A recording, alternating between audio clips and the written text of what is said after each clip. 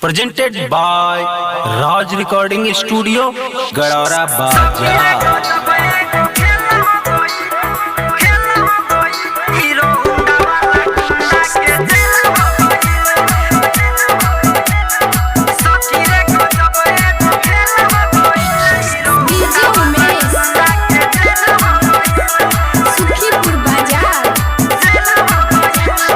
हर पल सखी मोरा पीछा पूरा भइल मतन को कराइछा पूरा भइल मतन को सखी अरे सुन ना हो करे हर पल सखी मोरा पीछा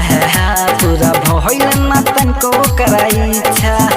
रहे कइले चढ़ाई छोड़ी उ त पढ़ाई रहे कइले चढ़ाई छोड़ी उ त पढ़ाई हमरा चक्कर में फेल हो गई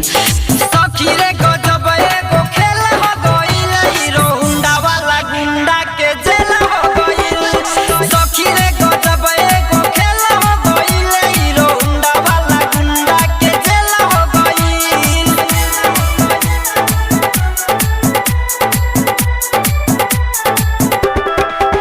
डीजे में सुखीपुर बाजार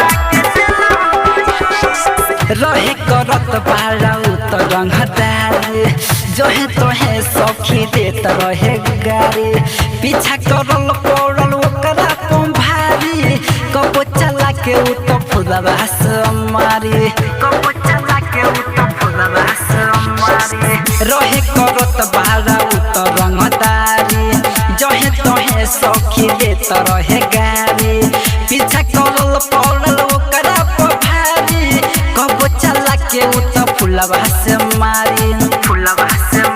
करे हमारा के तंग रहे बहुत बेढंग करे हमारा के तंग रहे बहुत बेढंग अब ओ कर रेल हो गइल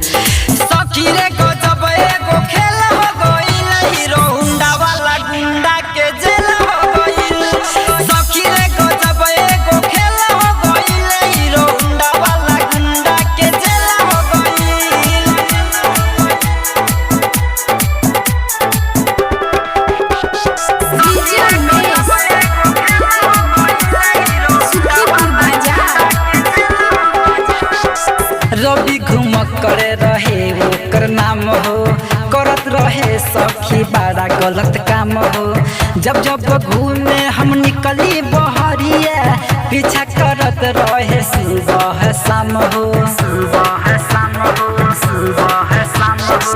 रवि घुमक करे रहे ओकर नाम हो करत रहे सखी बड़ा गलत काम हो जब जब घूमे हम निकली बहरिया पीछा करत रहे सुबह शाम हो मारे आँखों दबा के मुँह में चिलगम चबा के मारे आँखों दबा के मुँह में चिलगम चबा के कैसे कहीं झमेल हो गई सखी रे गजब एगो खेल हो गइल हीरो हुंडा वाला गुंडा के जेल हो गइल सखी रे गजब एगो खेल हो गइल हीरो हुंडा वाला गुंडा के जेल हो गइल Presented by Raj Recording Studio, Gadara Baja।